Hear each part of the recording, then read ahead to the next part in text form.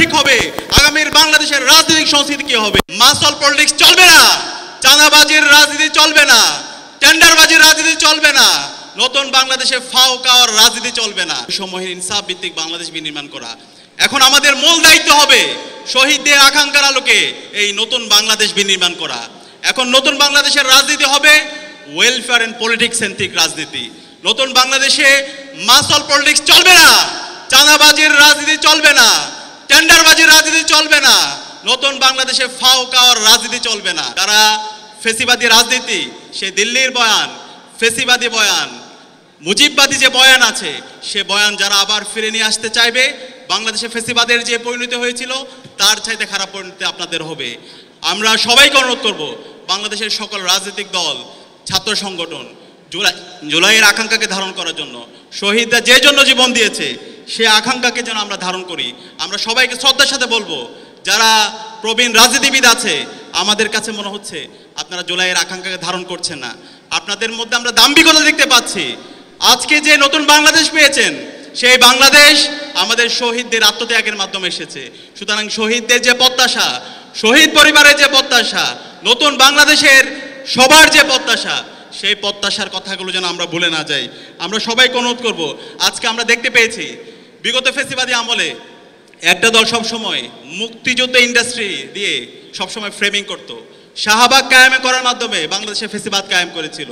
আমরা যখন নির্বাচন করছিলাম, সেই নির্বাচনের ক্যাম্পেইনের সময় আমরা আরেক ধরনের ব্যবসায়ীদেরকে দেখতে পেয়েছি, যারা সবসময় জুলাইকে ব্যবসা করতো, জুলাই নিয়ে চেতনা ব্যবসা। আমরা বলতে চাই, এই নতুন বাংলাদেশে মুক্তিযুদ্ধ ইন্ডাস্ট্রির ব্যবসা চলবে না, একই সাথে জুলাইয়ের যারা চেতনা ব্যবসা করতে চাইবে সেই ব্যবসাও চলবে না।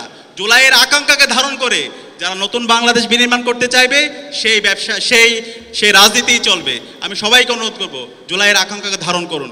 অন্তর্বর্তীকালীন সরকার আজকে শহীদদের রক্তের উপর বসেছে, যে জন্য আজকে অন্তর্বর্তীকালীন সরকারকে আমরা আজকে ক্ষমতায় বসিয়েছি, সেই স্পিড থেকে আজকে অনেক দূরে সরে গিয়েছে।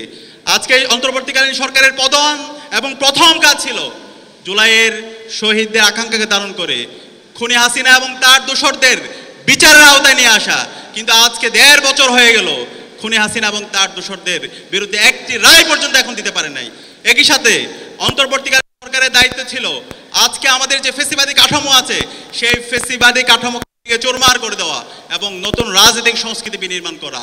কিন্তু আজকে অন্তর্বর্তীকালীন সরকারের পক্ষ থেকে, ঐকমত্য কমিশনের পক্ষ থেকে যেই আমাদের সংস্কার প্রস্তাবনা দিয়েছে, সেই সংস্কার প্রস্তাবনা বাংলাদেশের মেজর পলিটিক্যাল পার্টিসগুলো তারা বিরোধিতা করছে।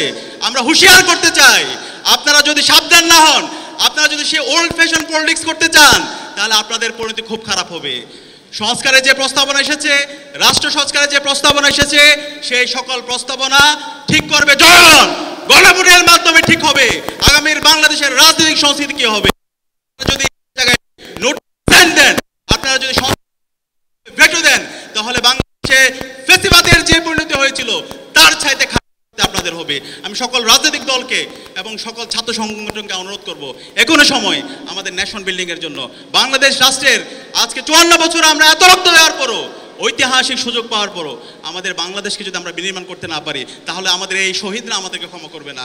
আমি সবাইকে অনুরোধ করব, আপনারা এখনই জাতীয় ঐক্যমত্যের ভিত্তিতে আমাদের ন্যাশন বিল্ডিং এর জন্য একসাথে কাজ করেন।